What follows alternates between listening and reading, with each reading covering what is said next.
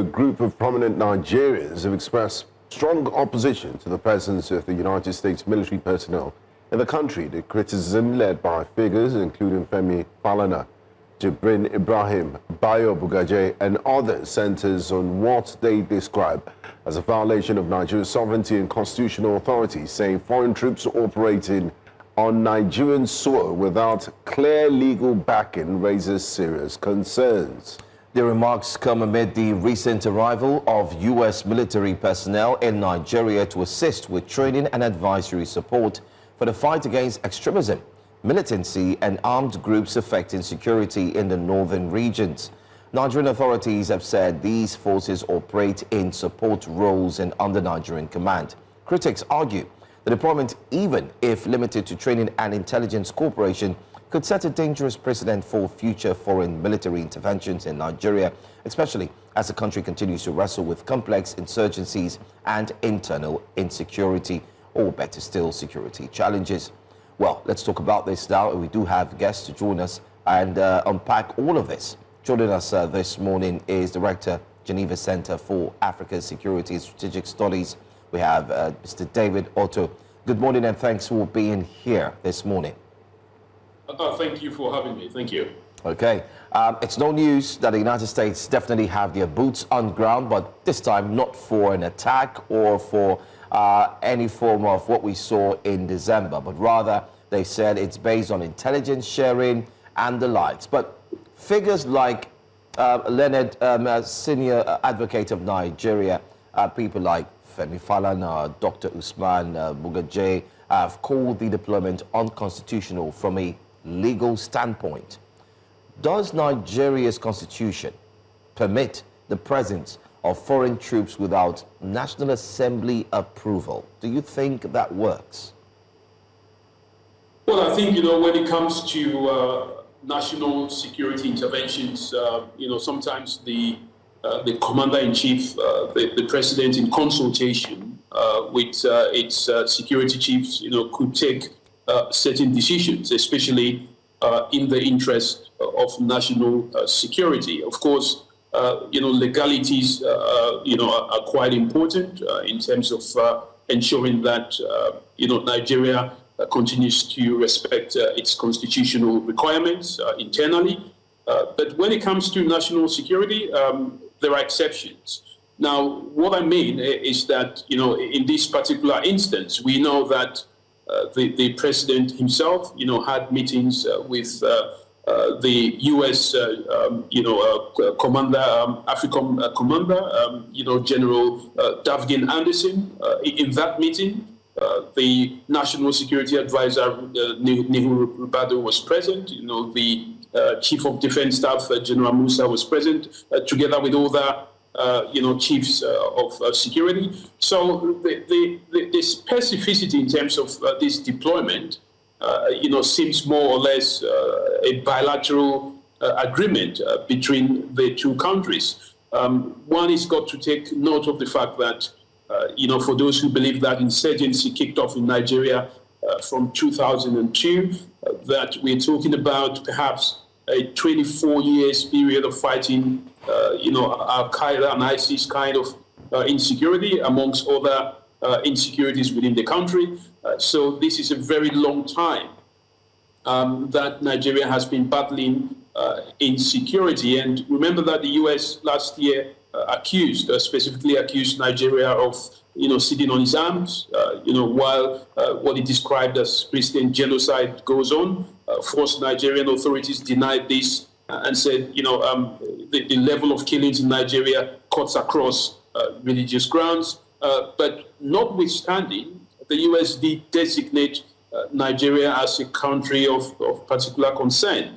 And of course, this is a serious implication for Nigeria in the fight against terrorism. So there is every reason, after what the U.S. described as the Christmas Day present airstrike on Sokoto, there is every reason for the U.S. for Nigeria to proactively think about how to engage with the U.S. And perhaps this could be in the form of, being in a position of knowing what the U.S. is doing, rather than being in a position of reacting to U.S. intervention within its territorial, national, territory. So I think, from what I see, it's perhaps a proactive way for the government to engage with the U.S., perhaps on intelligence, surveillance, and reconnaissance, support, or just providing advice to the level of insecurity that bedevils the country.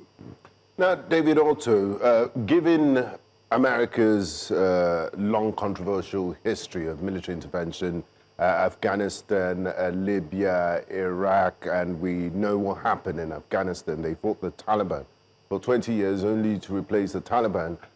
With the Taliban, should Nigerians believe that this deployment is purely advisory, and knowing the style of the presidency of Donald Trump, it's almost like a quid pro quo presidency where he's an expert in the art of deal making. Should Nigerians be worried that the Americans are truly good faith actors and are acting with pure intentions? Because there's been conversations about the Americans trying to set up a drone refueling base in Nigeria. And also in the fight against terrorism, they'll point to the fact that, look, the head of Al-Qaeda in Syria was playing basketball with White House officials. I mean, President Trump even gifted him a perfume when he visited the Oval Office in the White House a few months ago. And this was the head of Al-Qaeda in Syria, Al-Jolani, the literal head chopper. So is America really serious about fighting terrorism? Well, I think, enemies yesterday could be friends today and tomorrow. That is something which is very clear in terms of how geopolitics works. But let us also be very clear in terms of distinguishing between a military intervention, which, of course, you described in the case of Afghanistan, but you have to distinguish that with military support, which, of course, is the case in point. The U.S. is saying that the U.S. is not, to be very clear, carrying out an intervention. They are not raiding Nigeria by any means or form. Of course, there are controversies regarding the airstrike which was launched on Christmas Day, with some analysts arguing very much, and Nigerians saying that this was exclusively carried out while Nigeria slept. Of course, the Nigerian authorities are saying that it was a joint operation, so it depends on who you believe. But this particular instance in the case in point, which we're referring here, does appear to be, again, as I mentioned earlier on, a bilateral agreement, which means there is some kind of standard operating procedures that have been discussed by both countries. Perhaps there has been clear some kind of modus operandi given to the U.S. In terms of how they can engage with Nigerian troops on ground. But I am thinking roughly, as many analysts, that this is more or less the U.S. saying, if you want us to believe you that you're dealing with this insecurity, then we have to be on ground. We have to assist you. Whether this is some kind of cohesive or whether this is what Nigeria wants, which I clearly doubt, then of course, the U.S. has to be given an opportunity. The U.S. is a big player, for Nigeria and vice versa. And therefore, the Nigerian authorities would be much more, concerned about annoying the U.S. Remember the Senate president made, a statement, saying that, we should do things right. The U.S. is on our neck. That didn't come from nowhere. It came from, some kind of an internal pressure, which the Nigerian authorities are facing as a result of what they describe as, what the U.S. says is Nigeria doing nothing to deal with the level of insecurity. So I think that, from a Nigerian point of view, this should be a good thing. If and only if, there is some results that come as a result of the U.S. presence on ground. Whether this is some kind of entering through the window by the U.S. in terms of gaining geopolitical stance in Nigeria. This has to be something that the Nigerian authorities have to ensure that it happens or it doesn't happen. So, but from a counterterrorism point of view, I think there is need for collaboration at all points. Okay. First off, how do you think the government can manage the communication better, especially when it comes to misinformation flying around town? Isn't it the right thing to do to possibly address Nigerians and make them understand clearly what this pact is all about? Because there are rumors of, they're going to set up a base. Benga has alluded to what we've seen in different countries where the United States set its foot on. There are also rumors of, we really don't understand. There might be exchanges of maybe natural resources. These things do come up. But isn't it right for the Nigerian government to put in clear terms and let Nigerians know what this pact or this agreement is all about? Well, you're very correct that the Nigerian authorities owe the people some level of explanation. But as I mentioned earlier on, that when it comes to national security decisions, it's not everybody's game. Simply put, doesn't require a popular vote for the Nigerian authorities to carry out measures that they deem to be necessary in the protection of life, property, and of course the image of the country. So it is not known to be a popular procedure for any country, especially when it comes to national security, to put out a vote and say, do you want us to engage with the U.S.? And these are the terms and conditions of that engagement. It doesn't usually work like that.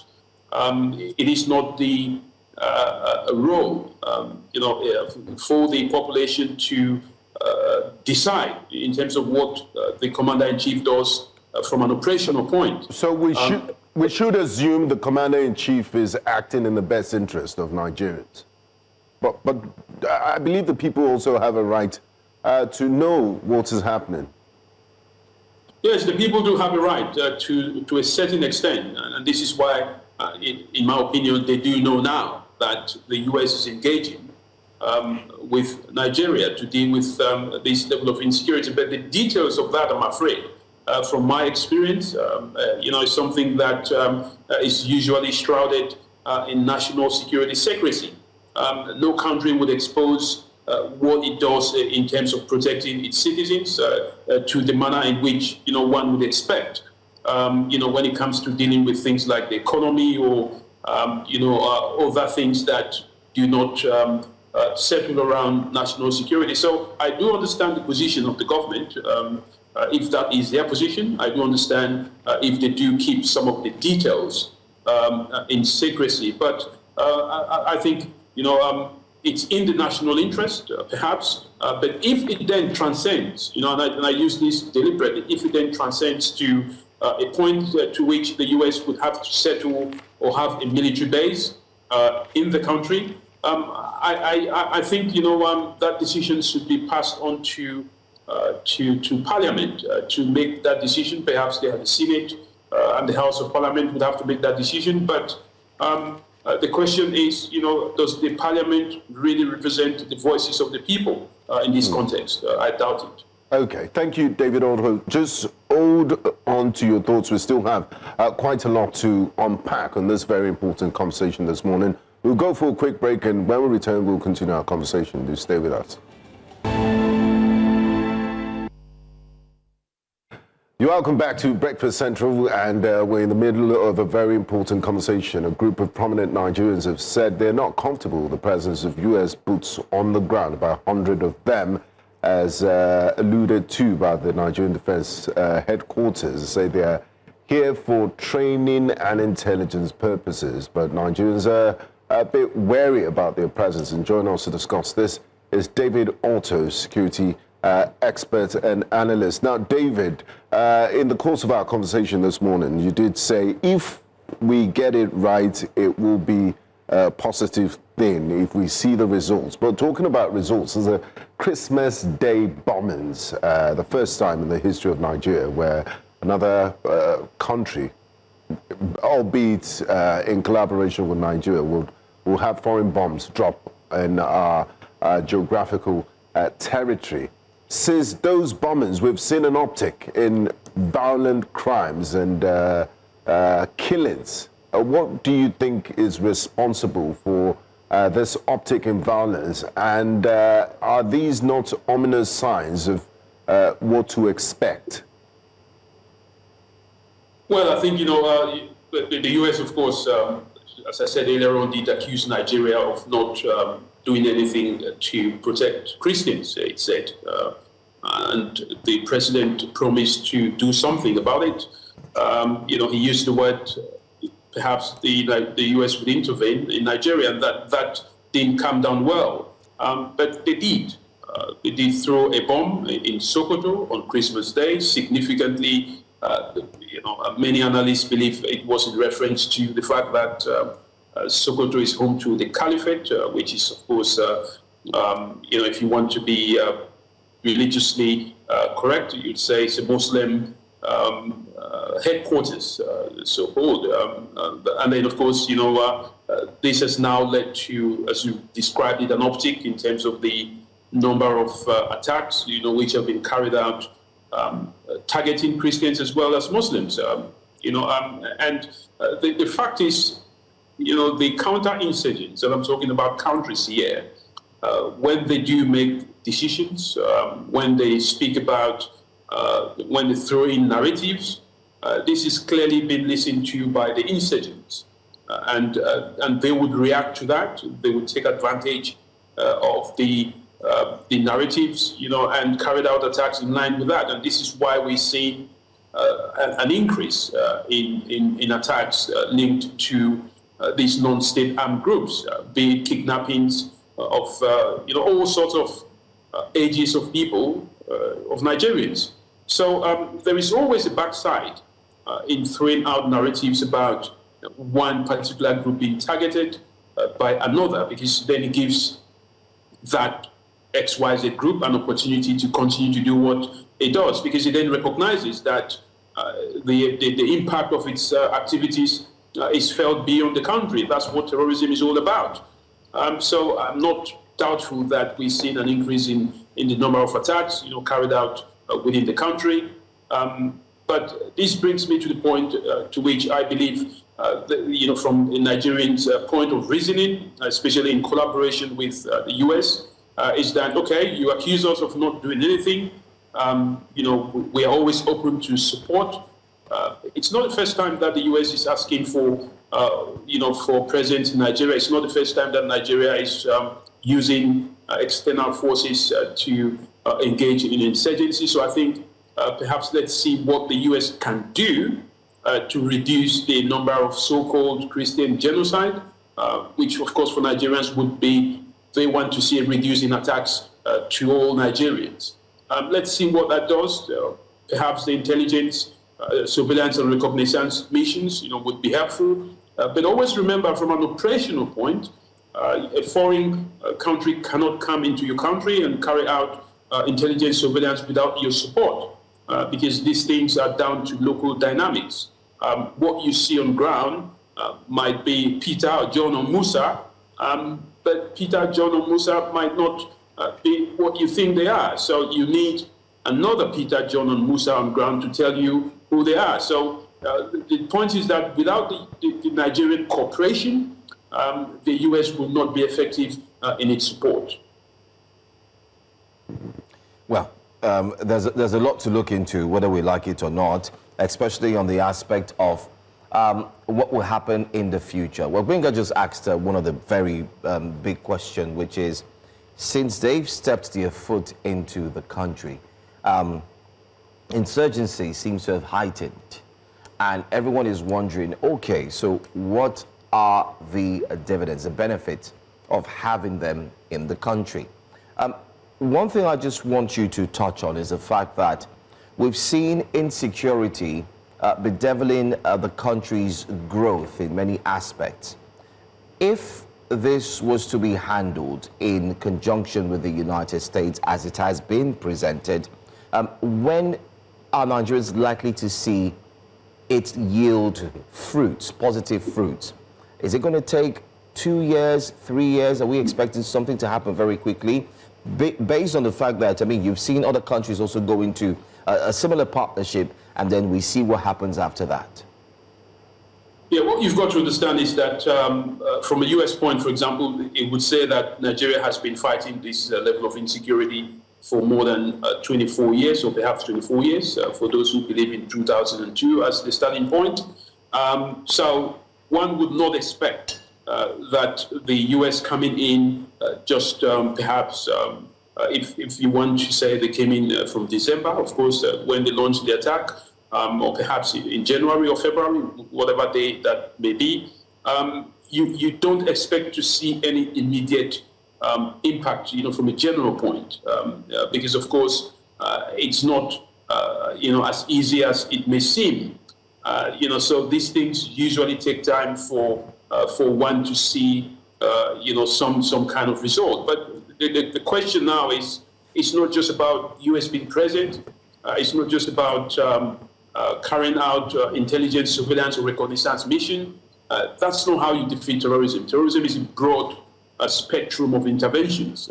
It does include both soft and hard measures of intervention. It includes a whole society approach. So you've got to understand that the US is just dealing with one aspect, perhaps, which is gathering information, training, support.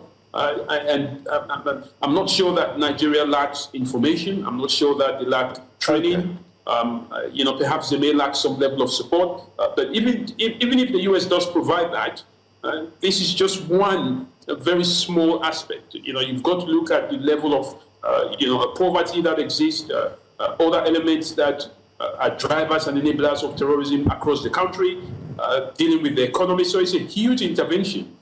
So the bad news is that, yes, the US, would be able to help, in this time, but, I don't think, we would see any immediate impact, at this point. Thank you, David. Quickly, in 30 seconds, if you can, these questions are very important. Two-legged questions. The first one is the geopolitical impact of what is happening. Is Nigeria in the middle of a geopolitical chess game with the Chinese? Because recently the Americans said, the Chinese miners were funding terrorism by paying protection money to violent extremist groups. That's one. And then the second leg of my question is the framing that's coming from the United States, that the Christians, they're only here to protect Christians. They say there's a Christian genocide. It's the messaging from key senior officials from the United States. Meanwhile, the Armed Conflict Location Event Data ACLED has said that the vast majority of victims of violent extremist terrorism in Nigeria are Muslims. And what damage does this do when we begin to discriminate on terms on the basis of religion, who the victims of terrorism are or not? If you can, in less than a minute, please. Yeah, so I think the question of geopolitics. Geopolitics is it's something that will always exist, whether between US or China, or US or Russia, or Europe, as we see in the case of the so-called Greenland scenario. The president called it a big piece of ice. These issues play a critical role, and no country, especially Nigeria, cannot escape from the claws of geopolitics. That would always exist.